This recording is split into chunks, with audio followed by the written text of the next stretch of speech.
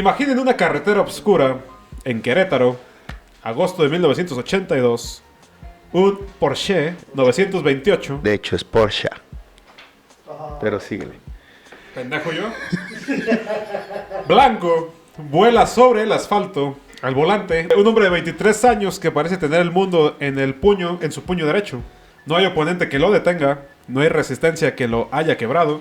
Pero esa noche el destino le puso una trampa que ni su mítico contragolpe pudo evitar. Una trampa maldita. Una trampa maldita de... Hoy vamos a hablar del hombre que se fue antes de ser derrotado. El que dejó a México con la pregunta eterna de ¿qué tan alto habría llegado? Salvador Sánchez. ¿Sí conoces a Salvador Sánchez, mi yo? Bro, está... Hijo de su madre. Creo que no hay ser humano en el boxeo que no haya por lo menos escuchado De la leyenda. de la leyenda tan joven, de lo que fue, porque almorzaba chingadazos, güey. O sea, Sí, desde su paca, bro. Sí, güey. No, sí, güey. Duro. Y pues bueno, ya lo escucharon. Vamos a darle.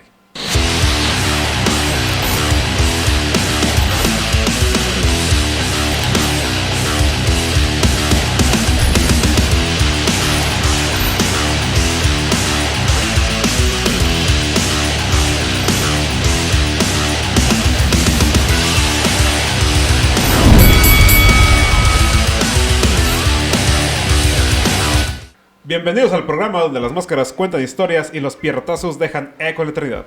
Aquí, entre máscaras y caídas, yo, Víctor Hugo, le contaré a mi amigo Joshua. las historias... ¿Qué? ¿Cómo que qué? Se me olvidó, Las güey. historias que forjaron el mundo de la lucha libre. Y el boxeo. Prepárate para entrar en la arena. ¿Dónde pasó la vida? ¡Ah, lo quieres decir! Déjalo. Donde pasó cobra vida y las leyendas nunca se retiran. Y pues bueno, ¿qué tanto sabes de él, güey? O sea, nada más su Son carrera. muy pocas Ok, cosas, ok, güey. ok, Una ok. está en... Lo poco que sé es de boca de otros boxeadores, güey. Ok, sí. Boxeadores renombrados. Pues creo que no nuestra tienen... generación es lo que conoce, güey. O sea, Sí. a mi papá sí le tocó. De hecho, él fue el que me dio. Un día le pregunté, oye, papá, un boxeador así que tú digas su historia, se tiene que contar. Y me dijo, Salvador Sánchez. Entonces, ahora que lo volvió a mencionar Julio en la entrevista, Simón. dije, pues claro, vamos a hablar. Sí, como te digo, o sea, no sé, a lo mejor del 2000 para atrás, creo que todos quienes alguna vez estuvieron en alguna academia de box o han ido a clases de box han escuchado, sonado o visto algún documental de su boxeador favorito en el cual lo mencionan, porque la gran mayoría de boxeadores mexicanos lo mencionan. Sí, yo creo que si el finito es el papá, ese es el abuelo. ¿Sabes? Sí, güey. Sí, fácil, sin Sí, problemas, cabrón, sin sí, problemas. sin pedos, güey. Y pues bueno, déjame te cuento entonces su historia. Yo creo que el finito no se hubiera retirado a los 51 de seguir vivo Salvador Sánchez. Es que hubiera ¿Sí me tenido con entiendes? quién compararse, güey, ¿sabes? Hubiera habido más hambre, güey. Porque ese fue el pedo del finito. Ya Porque no estaba había viendo que hambre, estamos en güey. la O sea, categoría. él pensó que la 51 va a salir algo que me haga... Este vato a sus 23 tenía 44. Güey, no 44, 1. mames. Cabrón. A sus 23. Güey. Yo a los 23 estaba intentando entrar a la universidad, cabrón. Yo estaba tratando de no reprobar materias en la universidad, justamente. Vamos a darle. Salvador Sánchez no nació destinado para la leyenda. Nació destinado al trabajo duro. Llegó al mundo el 26 de enero del 59 en Santiago Tianguistenco. Tianguistengo. O tenco. Tianguistengo. ¿Tienes un tianguis? Ok. En el Estado de México. Pero sí tinco. No. Una familia humilde. Su papá se dedicaba a picar piedra, grava, materiales de construcción, cositas así. De esas donde el esfuerzo no es discurso, es rutina diaria. Fue el quinto de 11 hermanos y desde niño entendió algo, que muchos boxeadores aprenderían tarde. Nadie te regala nada. Aquí algo que está interesante es de que, por ejemplo, cuando iban a la secundaria, a la primaria o así, sus padres los levantaba a las 5 de la mañana. Se iban, o sea, no les quedaba tan lejos como el lugar donde picaban. Sin albur, güey, su pa, cabrón. Iban y cargaban 1 o 2 tolvas y después se regresaban a la casa. Ahora desayunen, traguen y váyanse. Ajá, todos los días. Entonces, pues, Salvador creció buscando una vida distinta. Pero lo que todos sus hermanos cuentan es de que, bueno, no todos, porque ya hay unos que ya, pues, por Sí, viejos, no, claro, ¿sabes? claro. Los que estaban en las entrevistas, en los documentales, cuentan que justamente fue esa actitud de su padre. Su padre era De huevos, Sí, para acabar güey. pronto. Era tan cabrón que si picabas mal una piedra, güey, la agarraba y se las aventaba. Que la partas bien, güey. ¿Tú crees que no te vas a hacer un rudazo de un pinche vato de huevos? Puros pedradones, cabrón. Sí, güey, no. Yo creo que de ahí aprendió a cabecear también. Sí, como el pinche Gohan y Ajá, Goten. hijo de su madre. Así las puedes esquivar, güey. Creo que sí, hijo de la chica. Y uno Yo que creo- otro putazo a uno. ¡Ay, tum, güey! Yo creo que el juego estaba en el boxeo, ya de acá. Decía, ahí es una pedradota de mi padre. O sea, güey, Casillas, el portero, entrena con moscas, pone carne atrás y intenta agarrar las moscas cuando portereaba. Pero este güey con piedras, güey, es más hardcore, güey. Déjate una mosca, güey. Imagina el pinche pedradón, güey. Güey, una película japonesa donde llega un samurái acá bien verga. Y están haciendo como una competencia a ver de quién hace cosas impresionantes. Y dicen, mira. ¡Sa! Cae una mosca partida a la mitad. Ah, creo que sí lo he visto, güey. Un güey que está como que mal de los ojitos, ¿no? Y después, ¡sa! Y el vato revisa con un microscopio y dice, ¡ah, dividió un átomo, güey! Algo así, así. Nos desviamos mucho, güey, espérate. Oh, sí. Antes de ponerse unos guantes, Salvador fue bolero, ayudante, picó piedra, llenó camionetas con grava, lo que se pudiera. El boxeo no fue un sueño romántico, fue una posibilidad real de escapar del mismo camino que se repetía generación tras generación. Su primer contacto serio con el ring llega en la adolescencia, entrenando en gimnasios pequeños, sin reflectores, sin prensa, sin promesas. Aunque antes de ponerse los guantes soñaba con ponerse la máscara y saltar al cuadrilátero del deporte espectáculo. Seguiría vivo, güey. ¿Quién sabe, güey? ¿Quién sabe? A lo mejor ya hubo un pedradón que creó un coágulo, güey. Puede ser, puede ser. Pero si hubiera sido luchador, mira, yo siento que hubiera sido vivo. Aunque a lo mejor no tan brillante, ¿sabes? O sea, no existiría el mito. Hay que mencionar un detalle aquí. No era un pródigo físico. No era el más rápido, ni el más fuerte, ni el más espectacular a primera vista. Estaba flaquito. Pero sí tenía algo que no se entrena fácilmente. Paciencia, inteligencia y una calma casi antinatural para alguien tan joven. Sus primeros entrenadores notaron rápido que Salvador observaba más de lo que hablaba. Escuchaba, analizaba, copiaba. Aprendía el boxeo como si fuera un idioma nuevo. No tiraba golpes al azar, los colocaba. Desde esos primeros rounds se empieza a ver el sello que más tarde lo haría único. Un peleador que sabía cuándo atacar, cuándo esperar, cuándo castigar los errores y hasta cuándo dejarse pegar. El vato, en los primeros 2-3 rounds, bueno, su estilo era te boxeaba, te ganaba por decisión el güey siempre. Te dejaba que le pegaras para ver qué traías, güey. ¿Sabes? Si ibas a pegar directo a la cara o si te ibas a estar como alternando, si ibas al cuerpo. El vato los medía, güey. Y decía, ya sé por dónde llegarle. Entonces finteaba incluso, güey. De que, ay, güey, va para arriba, va para abajo y en el mareo, pues decías, ya me cubrí la cara y va, pues para abajo, güey. Sí, claro. Era muy buen analista en el momento. Tenía la paciencia de no dejarse ganar por la presión de traerlo encima, sino que decía, mira, los primeros rounds son para medirlo, vamos a calarlo. Y en cuanto sepa cómo juega el güey, chingó a su madre. Siempre ganaba por decisión el cabrón. Nunca... Tuvo muy pocos knockouts, pero... Es que si de verdad sabes boxear... No ocupas el knockout, padre, y sales entero tú. Exactamente. Sí, güey. sí. O sea, el knockout es para aquellos que se rigen en una disciplina muy agresiva, güey. Bueno, hasta el Mike Tyson ha hablado de ese vato, ahorita que me acuerdo, y ha dicho justamente eso. Dice, es que por ejemplo, el peso en el que yo peleaba, pusiera de que hasta en el round 1 se acababa. Ese vato te aguantaba todos los rounds y veías al contrincante ya con los ojos bien hinchados apenas abriéndose, y el vato sí era enterito. Nada más sudando, pero enterito el güey. ¿Cómo te sientes? Bien. Sí. Y volteabas a ver al otro sí.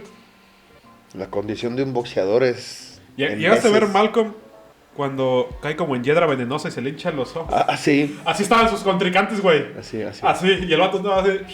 ¿Cómo me voy yo, coach? ¿Bien? Ok, todo perfecto. ¿Me despeiné? No, ahí está. Siempre con su afrito. Debuta como profesional en el 75 con apenas 16 años. Es de los pocos que han sido profesionales antes de ser mayores de edad. Antes de subirse a su primer pelea. Bueno, es que antes no era un requerimiento ser mayor de edad si lo que estás haciendo ya lo sabes hacer. Ey.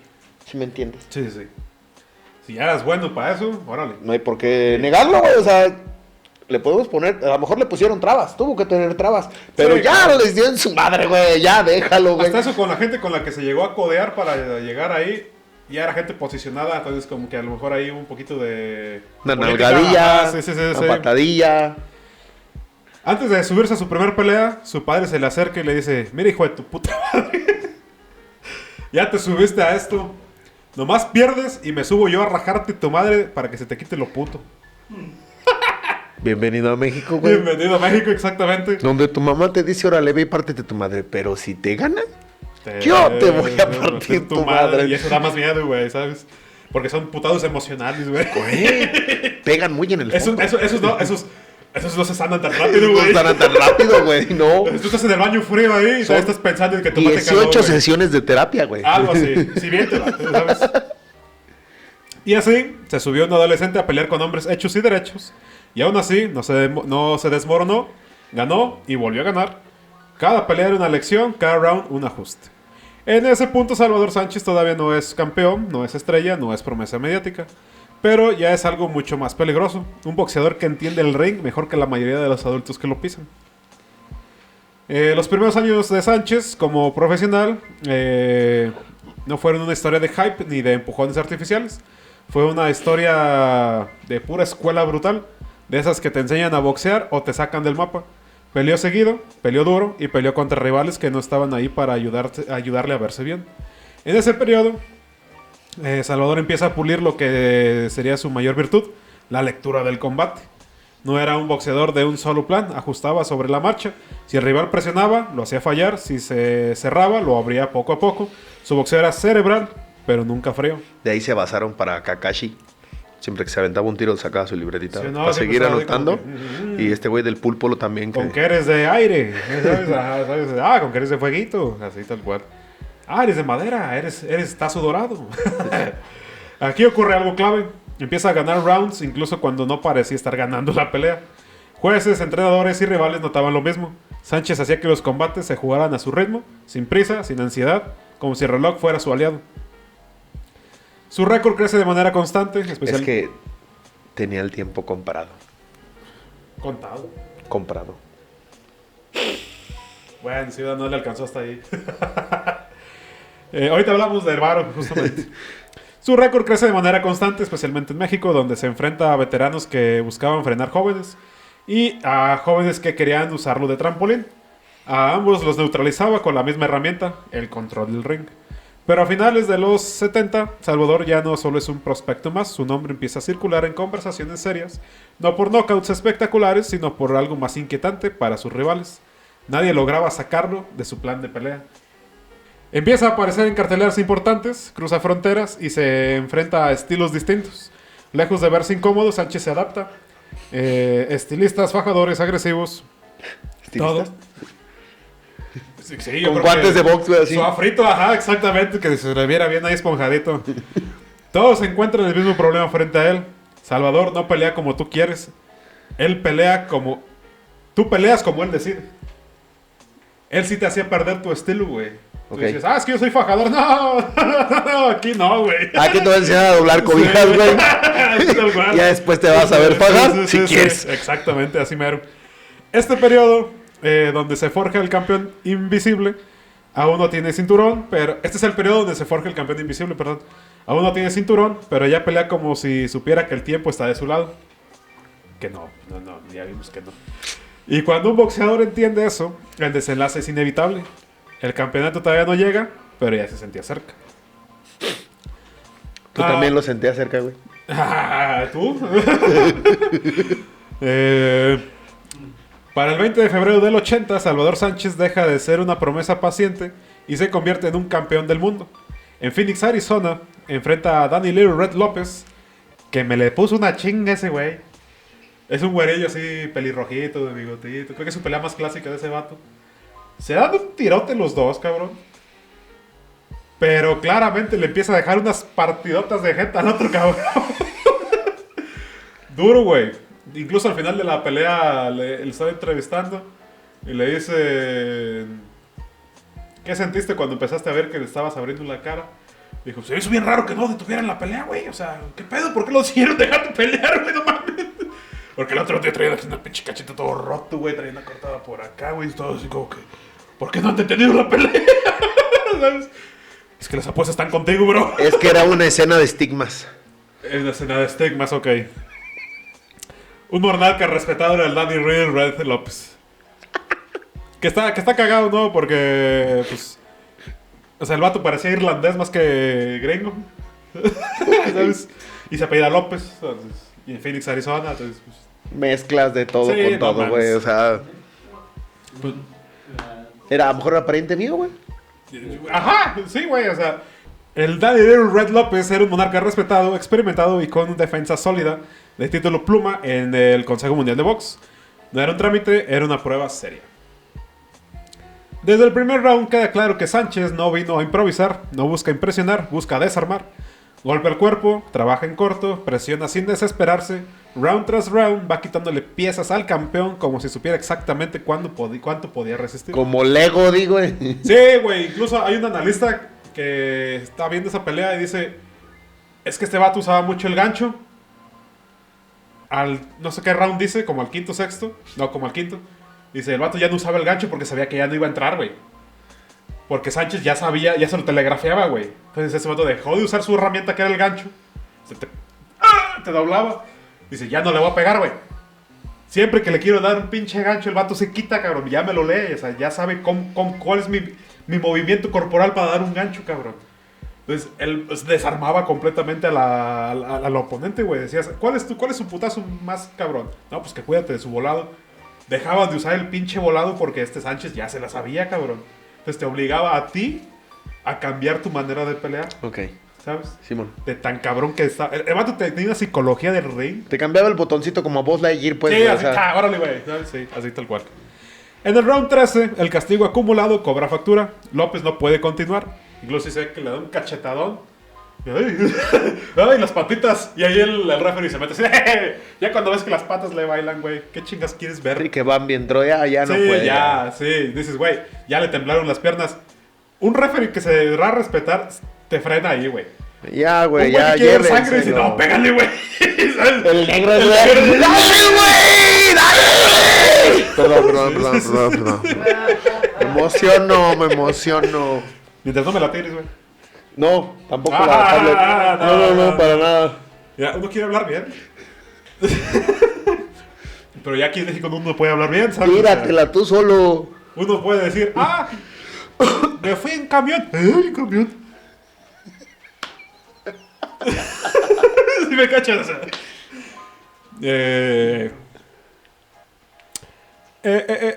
Salvador Sánchez es el nuevo campeón del mundo con apenas 21 años. Sin show exagerado, sin poses grandilocuentes. O sea, nunca fue con eso, sino que ya, Chido. Meta superada. exactamente, ajá. Logro desbloquear. ¿Qué sigue? Todo bien para mis 21 años. Sí, ajá, sí, tal cual. Gana como pelea, con control. Pero aquí viene lo más importante. Ser campeón no lo cambia. No se vuelve conservador, ni cae en la trampa del estrellato temprano. Al contrario, empieza el periodo que define su legado. Defiende el título 9 veces en menos de 3 años, contra rivales de estilos muy distintos. No esquiva retos, cada defensa parece diseñada para demostrar algo diferente. Resistencia, técnica, fortaleza mental, capacidad de ajuste. En estas peleas, Salvador construye su reputación definitiva. Un campeón que te gana primero en la cabeza y luego en el cuerpo. No necesita dominar todos los rounds de forma espectacular, le basta con controlar los momentos clave. Sabe cuándo acelerar y cuándo enfriar la pelea. Sabe cuándo castigar sin exponerse. Es el tipo de boxeador que hace ver incómodo incluso a los buenos. Él marcaba el ritmo, güey. Eso es lo más impresionante. Yo creo que tocaba la batería en su casa. Con los puños, Para la prensa especializada, Sánchez empezaba a ser considerado el mejor peso pluma del mundo. Y no solo por tener el cinturón. Su boxeo es limpio, pero duro. Elegante, pero cruel cuando hace falta. A estas alturas ya no hay duda, Salvador Sánchez es un campeón circunstancial. Perdón. A estas alturas ya no hay duda, Salvador Sánchez no es un campeón circunstancial, es un campeón de época. Y lo que viene después es lo que termina de convertirlo en leyenda. Este fue el verdugo de los invictos. Si el campeonato lo puso en el mapa, en esta parte es donde Salvador Sánchez rompe la brújula del boxeo mundial. Enfrentó a su rival, que era Wilfredo Bazooka Gómez, un puertorriqueño campeón super gallo, invicto con 32 knockouts en 32 peleas. ¡Ay, güey! Sí, luego te traigo ¡Wilfredo! El Wilfred. Un fenómeno, un destructor. Para muchos, el mejor libra por libra del planeta en ese momento. Era el devorador de mexicanos incluso. La narrativa estaba escrita. Sánchez era muy bueno, pero Gómez era demasiado fuerte. Wilfredo no ayudó mucho a la diplomacia, minimiza a Salvador, lo trata como escalón, como trámite, y Sánchez, fiel a su estilo, no grita, no provoca, solo deja una frase que hoy suena a profecía.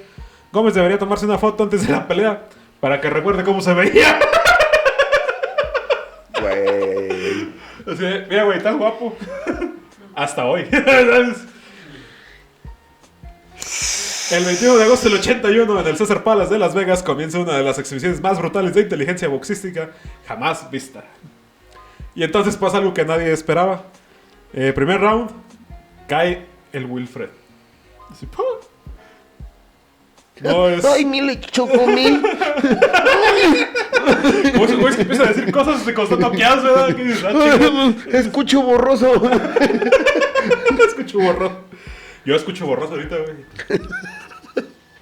No es suerte, no es accidente, es lectura perfecta del rival. Salvador no se asusta con el poder de Gómez, no retrocede de más, no se acelera, lo deja venir, lo mide, lo castiga abajo, lo golpea para incomodar. Round tras round, el invicto se desmorona, Gómez empieza a verse frustrado, pesado, lento. Pues es que si ya te tocaron en el primer round y te dieron chance para pararte, no es porque eres el campeón, güey. Sánchez parece un paso adelante todo el tiempo. Es como si tuviera un Sharingan o el Migate, güey. Ya sé lo que vas a hacer, perro. Yo siento que sí los estudiaba bien antes de... ¿No crees? Sí, es que Fácil. para saber todo ese show, güey, o sea... Sí. Ahora, que independientemente, ¿cuántas peleas pudo haber tenido independientemente de las legales? O sea, lo que voy es a las amateurs, güey, para haberlo aprendido, la paciencia. Tuvo bien poquitas amateur, güey. No recuerdo cuántas. Sí vi por ahí el dato, pero no lo escribí. Pero sí dicen que tuvo muy poquitas, O sea, fue bueno para los chingados desde el principio, güey. Sí, exactamente, como que fue lo suyo. Del octavo asalto, el referee detiene la pelea. Wilfredo conoce la derrota por primera vez en su carrera. No fue una guerra, fue una lección. Yo siento que ya después, cuando se vuelve leyenda Salvador, yo creo que hasta va de haber sido un honor, incluso haber perdido, ¿no? Si ves este ojo que no se abre, que se va para allá el ojo. Salvador, pendejo. Este es mi trofeo de guerra, güey. Me tuvieron que amputar el ojo. ¡Amputar el ojo! Y tengo un ojo de vidrio que se llama Chava. Chava. Tiene una C, ¿no? Tal cual. En lugar del iris. Del iris, ajá, tiene una C, así, un CS. De Chava Sánchez. O una SS. No, SS para esa época. Sí, No, exactamente. Igual era de madera. Como los de Piratas de Caribe, güey. El pinche vato que... ¡Ay, mi ojito de madera! Entonces quedamos que en el octavo el Wilfredo cae. No fue una guerra, fue una lección. Desde ese momento ya no hay discusión. Salvador Sánchez es considerado el mejor peso pluma del mundo. Y para muchos, uno de los mejores boxeadores del planeta, sin importar la división. Pero todavía faltaba una última prueba. En julio del 82, en el Madison Square Garden, enfrenta a un joven africano casi desconocido. Se llamaba Azuma Nelson. ¡Azuma Nelson! Ajá. Azuma. No Azuma. Pero sí, pues. ¿Azuma Nelson? Azumari. Azumari. Yo creo que eso fue lo que dijo cuando le pusieron la chinga, ¿verdad? Nelson, ¿eres tú? Azumari. ¡Azumari! ¿Qué pasó, güey? Nelson, no mames. Espérate. Ganaste, Nelson. El hijo.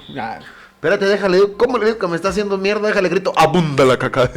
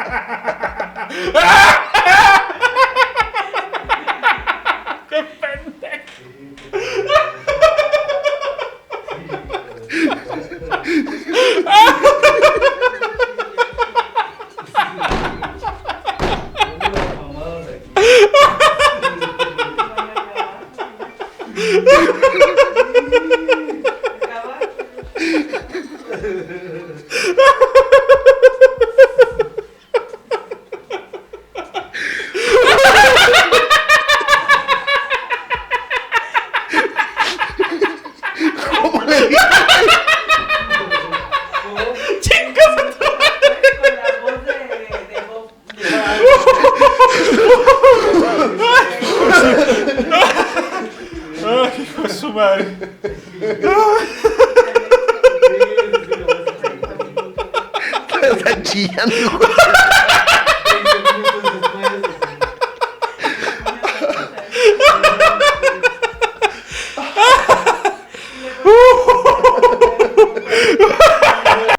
Minutos después.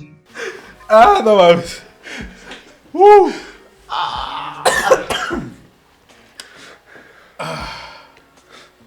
¿Todo bien?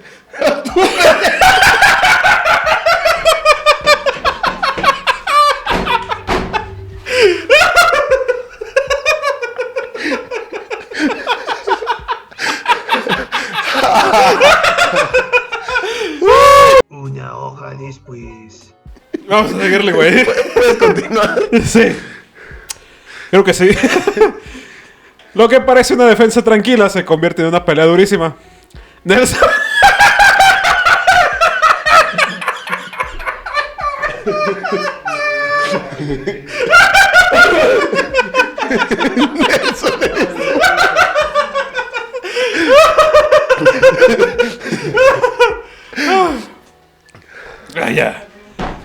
Ya, suficiente.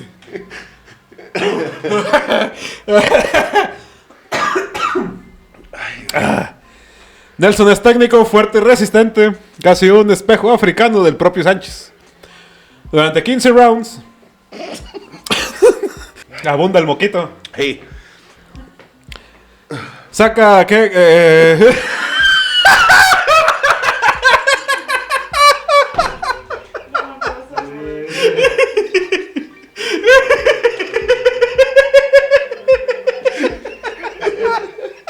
Ni siquiera me atreve, güey.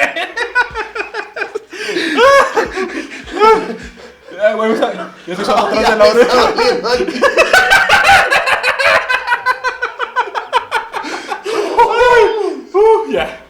Ya. Este es corto, este es un episodio corto, güey.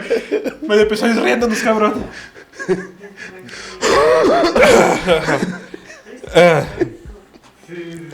Durante 15 rounds, Salvador dio todo. Experiencia, fondo físico, lectura, corazón. Es una batalla de desgaste puro. Finalmente, a su madre. No puede salir en el último asalto.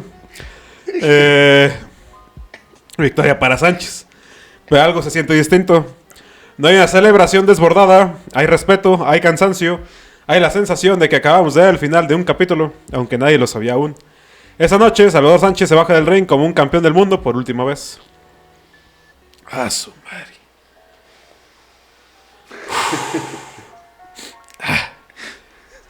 Ahora, el 12 de agosto del 82. Ya. Control. La madrugada del 11 de agosto del 82, Salvador Sánchez ya no era solo un campeón del mundo. Era el boxeador que muchos veían como el futuro absoluto del boxeo mexicano. Tenía 23 años, estaba en la cima y paradójicamente parecía tener prisa. Esa noche, Salvador manejaba su Porsche, ¿cómo dijiste? Porsche. Según yo es Porsche. Es que no sé la mención de la A o de la E. ¿Sí me entiendes? Es que te lo enseñaron en ruso, yo creo. La pronunciación. De Porsche. O sea, es como de aquí al inglés, la A es 8. A ver, algún experto en carros aquí en los comentarios que nos deje cómo se pronuncia. Gracias. En un Porsche 928 blanco por la carretera Querétaro-San Luis Potosí.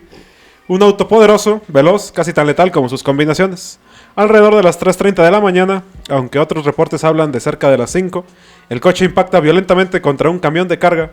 El golpe es brutal, Salvador muere en el acto. Se dice que iba atrás de un camión o algo. Quiso pues, pasarlo. Y que venía un carro en sentido contrario. El país despierta con la noticia, pero casi de inmediato el relato oficial empieza a sentirse incompleto. Horas antes del accidente, Salvador se encontraba entrenando en Guanajuato. Todo parecía normal hasta que recibió una llamada telefónica. Quienes estaban cerca notaron el cambio. Se puso nervioso, inquieto, apurado. No avisó a su manager, Cristóbal Rojas. No explicó nada, solo tomó las llaves del auto y salió a toda velocidad. Era la misma nota de Chalino, de Chalino, güey. Así me lo imagino, güey. Le llaman y... Déjame terminar el sparring, bro. ¿Sabes? Así me lo imaginé cuando estuve leyendo esto. Dije, aquí hay gato. Bueno, encerrado. no creo, ¿verdad? No suena tan aparatoso. Hubiera sido más conflictivo de que una camioneta dio el frenón y lo hizo a propósito. No como ahí el sentido contrario. Es común en este país. Pues casi no, ¿verdad? Con razón, no por nada volteamos por los dos pinches lados antes de voltear. Y 2 veces. Hasta 3. Y, vas a la mitad. O sea, ¿Por qué no falta una mortálica sin tapas y sin luz, güey? vas a la mitad de la calle volteando hacia un lado y a partir de la mitad volteas hacia el otro. Para asegurarte. ¿Sabes? Sí, güey. Horas antes del accidente... ya te lo conté eso. No explicó nada, solo tomó las llaves del auto y salió a toda velocidad. ¿Quién le marcó? ¿A quién iba a ver? ¿Por qué con tanta urgencia? ¿Por qué solo? Son las preguntas que surgen a raíz de este accidente. Ese viaje nunca tuvo testigos, solo consecuencias. El accidente en sí también deja preguntas. El peritaje inicial habla de exceso de velocidad y un rebase mal calculado, pero versiones posteriores señalan que el Porsche habría sido impactado por detrás por el camión que lo provocó. Habría sido impactado por detrás por el camión, lo que provocó que perdiera el control y cruzara al carril contrario, chocando con el que venía. Okay. No hubo investigación profunda, no hubo seguimiento mediático serio, todo se cerró rápido. Si tú ves las fotos del accidente, no se ve Salvador, pero sí se ve un vergazo por atrás en el Porsche y sí se ve el vergazo de frente, así por un ladito. Es que es mucha velocidad una vez. Y aparte, el carrazo que traía. Cuando Cristóbal Rojas, y no me lo consigues en Hot Wheels, para tenerlo ahí de memoria, ¿sabes? Así, y le hace Salvador. Se lo pinto. No se puede mandar a editar todo. Ahí está. Cuando Cristóbal Rojas, en morado, por favor, no, en blanco, para. Cuando Cristóbal Rojas llegó a identificar el cuerpo, el impacto había sido tan devastador que se negó a creer que fuera Salvador. El campeón era irreconocible, y el hombre que dominaba el ring con precisión quirúrgica había sido destruido en segundos, sin cámara lenta, sin repetición, sin campana final. Y entonces, el silencio. No se aclaró la llamada, no se aclaró el motivo del viaje, no se aclararon las versiones contradictorias del choque. ¿Fue solo un accidente? ¿Una mala noche? ¿Una mala decisión? ¿Demasiada velocidad? Tal vez. Pero el misterio persiste porque todo terminó demasiado rápido, demasiado limpio, demasiado conveniente para una historia que parecía destinada a durar años. Salvador Sánchez murió sin rivales que lo hubieran derrotado, sin decadencia, sin redención pendiente. Como si el destino hubiera decidido apagarle la luz justo cuando brillaba más fuerte. La muerte de Salvador Sánchez no solo detuvo una carrera, dejó un hueco en la historia del boxeo que jamás volvió a llenarse del todo. Porque no se fue un campeón en declive, se fue ni un veterano lleno de guerras, se fue un boxeador que todavía estaba aprendiendo a ser perfecto. Las preguntas comenzaron de inmediato y nunca se fueron. ¿Qué habría pasado contra contra Alexis Argüello, el poeta del knockout contra el cirujano del ring? Inteligencia contra inteligencia, para muchos la pelea técnicamente más bella que el boxeo jamás pudo ver. ¿Y qué hubiera pasado si hubiera enfrentado a Julio César Chávez? Dos mexicanos, dos estilos opuestos, dos filosofías, el volumen imparable contra el control absoluto. No era una sola pelea, era un choque por el alma del boxeo mexicano. Incluso se hablaba de subir de división, de unificar, de dominar más allá del peso pluma. Salvador tenía el físico, la cabeza y la disciplina para hacerlo. Y lo más inquietante, Salvador ya estaba pensando en el retiro. Planeaba dejar el boxeo en el 83 con apenas 24 años para cumplir un sueño que parecía imposible para un campeón mundial, estudiar medicina. Todavía, o sea, dijo, ya tengo mi varito para estudiar, carnal. Quería entender el cuerpo humano con la misma precisión con la que lo había desarmado sobre el ring. Con la misma presión con la que los desmayaba. Quería entender qué pasaba con los vergazos, yo creo, güey. Dice, ¿cuál será el daño que les hago, bro? ¿Sabes? El periodista Larry Merchant lo resumió con una frase que duele por lo cierta. El único rival real de Salvador Sánchez era el mismo.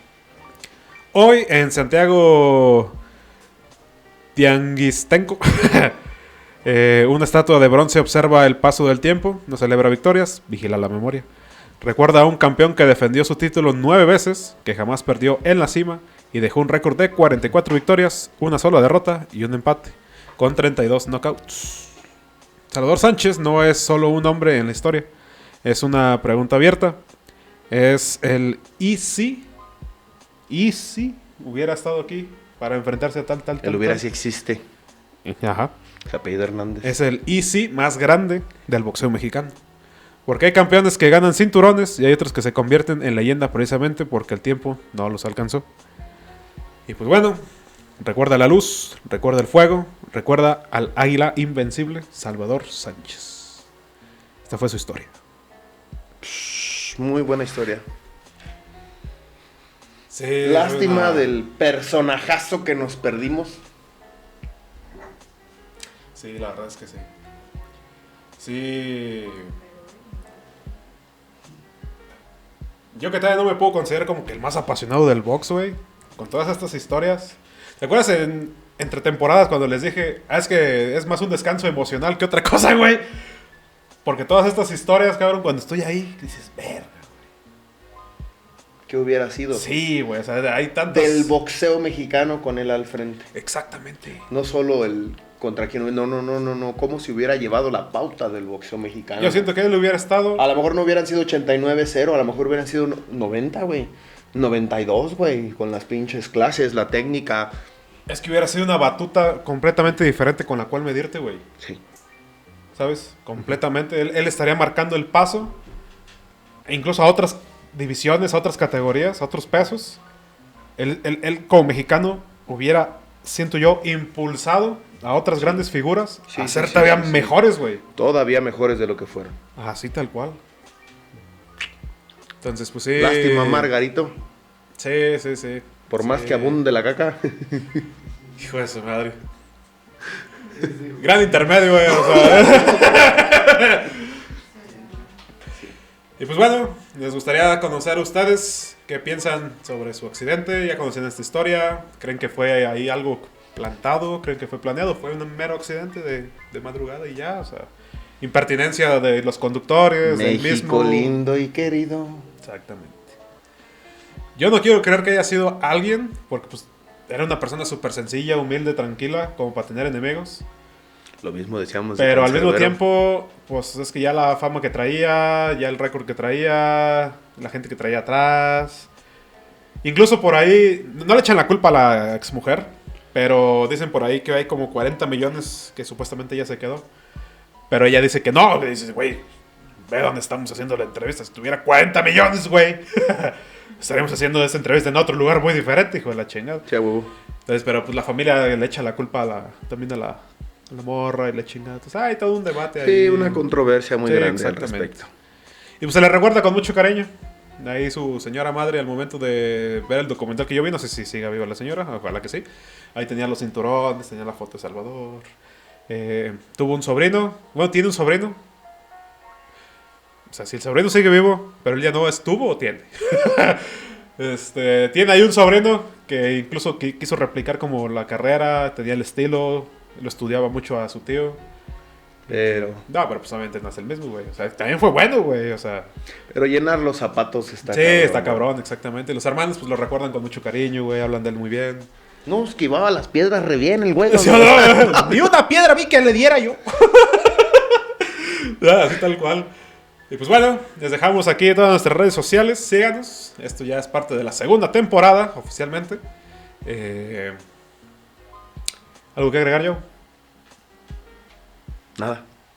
Chulada de Muy pelado. Sí, no, olvídate, no tengo palabras. El mejor. Yo creo que ahora que Creo vaya... que es el tope en México. Aunque ya no haya hecho más y su récord no sea tan alto como el de Chávez o el de Finito, creo que incluso a ellos hoy en día se les puede preguntar y te lo van a mencionar.